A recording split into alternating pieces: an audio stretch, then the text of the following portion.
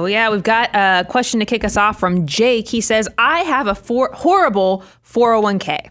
My employer doesn't give any match and the fees are close to 1.5%. I've tried to talk to HR about switching providers, but they won't budge. Should I get the tax deduction and then roll the money immediately into an IRA, or just skip it and contribute to a taxable brokerage for now? What do you think? What do you do if your 401k I want to make sure I not what you clarify. want? High fees. I heard the high fees. What was the other parts of it? No match. No match. No That's match, the big one. 1.5% annual fee. Because we get this question all the time. People will say, hey, I don't have a match. Should I just skip the 401k? I know you guys say, Brian, we hold up the financial order of operations. I know you guys say, hey, in step 2, get that free employer match. But if I don't have that, does that mean I should just forego the 401k?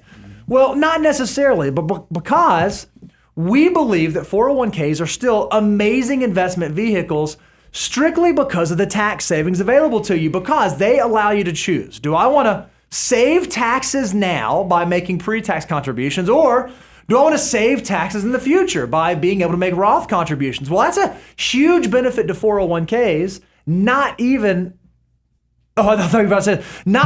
taking into account the match or the fees or anything like that. So we still think 401ks are a fantastic tool for you to be able to use. Now, if you are in this situation where you have a bad one, how do you figure out how you navigate it? How do you figure out how you make lemons out of lemonade inside of a bad 401k? Yeah, but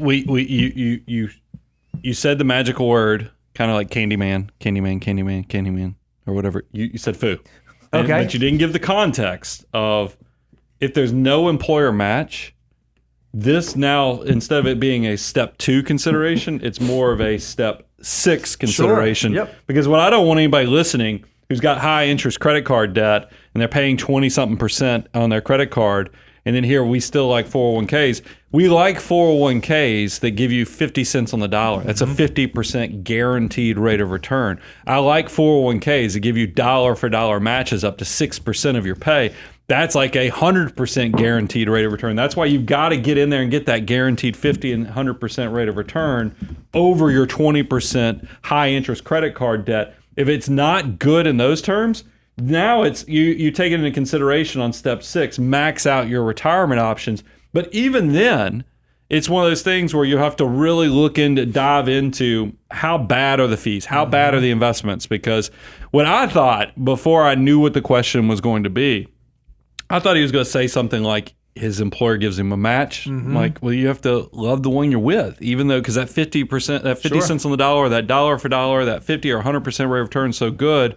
But when I hear a plan that has high fees, no match, this is one, Bo, that somebody needs to go start advocating to their employer. Hey, what do we do to kind of jumpstart this 401k? Do you realize how much money that you could encourage your employees to save? Do you realize how much money the government encourages you to save for yourself if you structure this 401k right? Try to make this a win-win for both you, the employees, as well as for the employer, because somebody is missing a huge opportunity, Jake.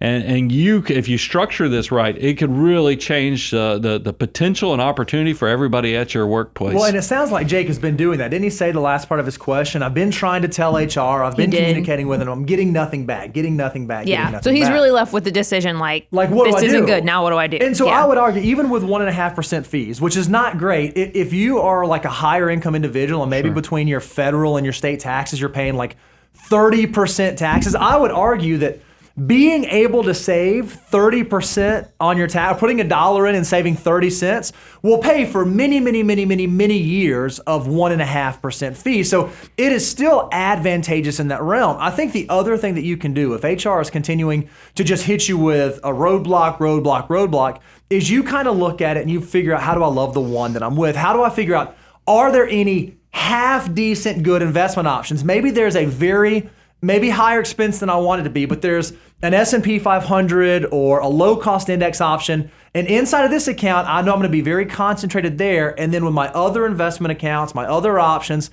there I might diversify so I can build a robust portfolio. But it does kind of stink to be stuck in a plan where they are unwilling to change. Now, he did ask one other thing, I think.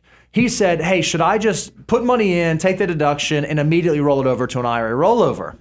If that's an option inside of your plan, maybe you could twice a year, once a year, put money into the 401k and roll it in.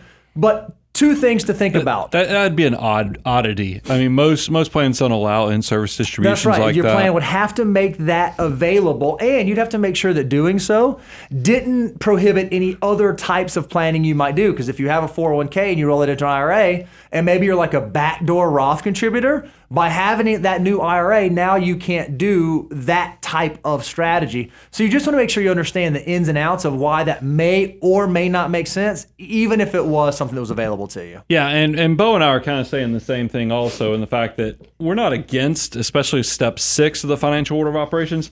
But since step 6 is after step 5, this is after, Jake, you hopefully are already loading up that Roth IRA, is assuming your income allows for it.